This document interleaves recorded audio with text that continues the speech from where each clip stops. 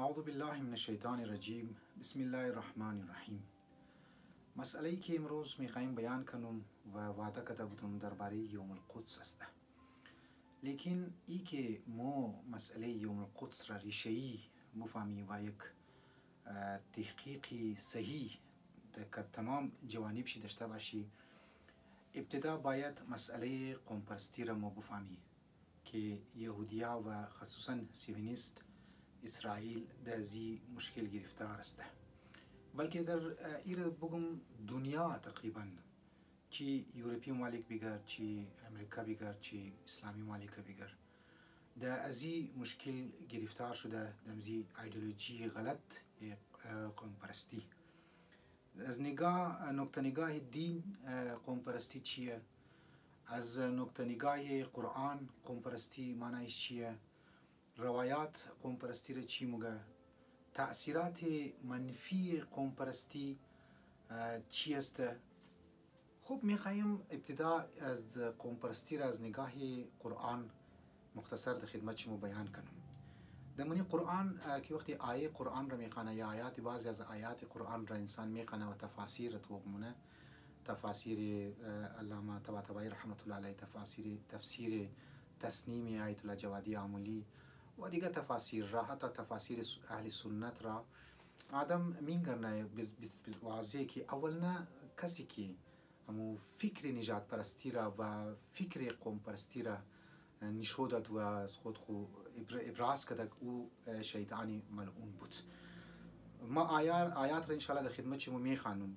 لذا در یک آیه‌ای که قرآن مجید پروردگار عالم میگه که ای شیطان وقتی ما تو امر کردم که تو حضرت آدم را سجده کو، بس شیطان در مقابل شیر گفت که ما برتر هستم از حضرت آدم علیه السلام، او از خاک خلق شده و ما از آتش کسته خلق شدم. لذا قوم پرستی را قرآن میگه یک قسم برتری جویی است، یک برتری طلبی را کسته اظهار شیمونه. حتی امو قومها که در قوم پرستی مبتلا است، اونا میگه که مو برتر است نسبت به یک قوم دیگه، یا یک پارتی نسبت به دیگه پارتی میگه مو برتر است. دا قوم پرستی را در یک معنی اگر بگی که در مقابل قوم دوستیه، یعنی یک قسم برتری طلبیه، یک قسمی که شاید بعض اوقات کاذب برتری طلبی باشه، او را در روح دیگه اقوام کشیدو است. ما گفتم منیزی فرق نمونه چی یورپی مالک باشه، چی امریکا باشه، چی اسلامی مالک باشه، منیزو که است کدام جای اشکال نیست. یعنی اکثر در زی چیز که است مبتلا است. لذا بنابر امزی اقوام هایی که قوم پرست هستند یا قوم پرستی را زیاد پریشی فشار یعنی مانور میده، اونها معمولا بنابر امزی قوم پرستی برتری طلبی یک دلایلی جور منه بری خوب بنابر امزو دلایل یا پرینسپلز یا مبنا برای خود قوانین هم جور منه و از خود یک سلسله پرینسپل جور منه و مطابق همزو باز کارهای خود توجیه منه، کارهای خود پیش مبره و شاید ممکنه بعض اوقات کارهای غلط هم باشه، اورم به نام همزی قوم پرستی میره. قرآن در زی باره چی میگه واقعا؟ قرآن وقتی متوق منی قوم پرستی را که آیات را که انسان توق منه، تفاسیر وقتی توق منه، واقعا واضح میگه که ان اکرمکم عند الله اتقاکم. معیار در نزد پروردگار عالم او تقوا هست، تقوای الهیه. تقوا یعنی چی؟ تقوا یک موضوع بسیار وسیعه، لیکن امو معنایی که سردست میخوایم در خدمت شما بیان کنم، تقوا یعنی پرهیزگاری، تقوا یعنی از گناه دور، تقوا یعنی تواضع، تقوا یعنی کسی که اگر شراب خور است از شراب خور تو باید دوری کنی. تقوا یعنی که کسی که نماز نمیخوانه تو باید از او دوری کنی. خود نماز میخوانی باید بخوانی، کسی که نماز نمیخوانه از او باید دوری کنی. هر کس باشه، لیدر باشه، غیر لیدر باشه، انسان رشته دارایش باشه، البته او مراحل امر بالمعروف انسان طی کنه، لیکن دید که نمیشه باز بعد آهسته آهسته از او باید دوری کنه.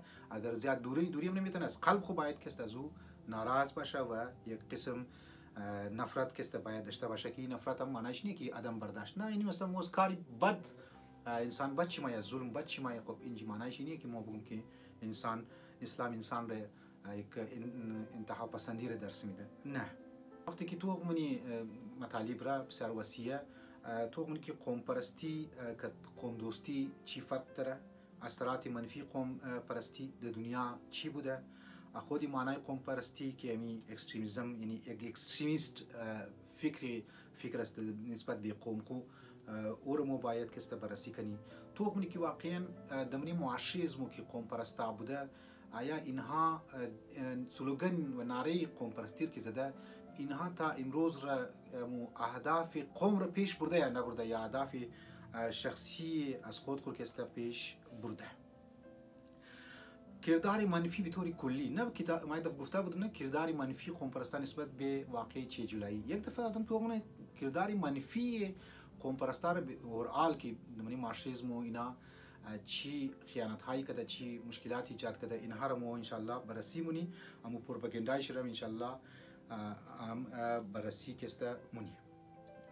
برای تمام از این موضوعات مطالب که ان شاء الله شما بتونین شیره که از ما ساعت بورین و گوش کنین، تعاون کنین، ما شما گزارش مونم که چینل از ما را ضرور سابسکرایب کنین و هر ویدیو که میدی کامنتس کنین، شیره لایک کنین، شیره آیکن بٹن رم اتمن بزین. ای کدام تبلیغات که بگیری پیسه جمع کدو نیست از زنی من برادرانی من. شما تو که وقتی که مو علما یا مثل اسم طالب المنی یوتیوب ما یک پروپاگاندای شروع نه، در حالی که رول یوتیوب میگه که چینل خو باید تبلیغات کنه تا کارهای خیر، کارهای نیک پیش بره. ویدیوهای از مو دمنی فیسبوک دیلیت شدن و بعض اوقات آیدی آدم بلاک مونن و ویدیوها ضایع میشه. موضوع خاطر دمنی یوتیوب هم دیم تر دیگه علما بعضیش هم ده.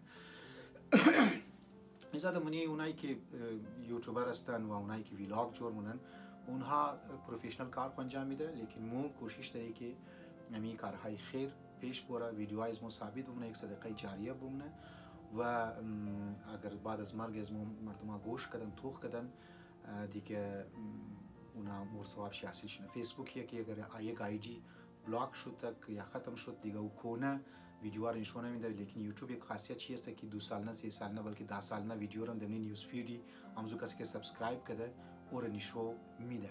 این خصوصیات یوتیوب است. البته خصوصیات کارهای منفی هم هست که مودزو کار فعلا نداریم، هم کاری از خود خوره، کاری دینی از خود خوره، کاری مسائل سوشالی معاشی خود میخوای پیش ببری. والسلام علیکم و رحمت الله و برکاته.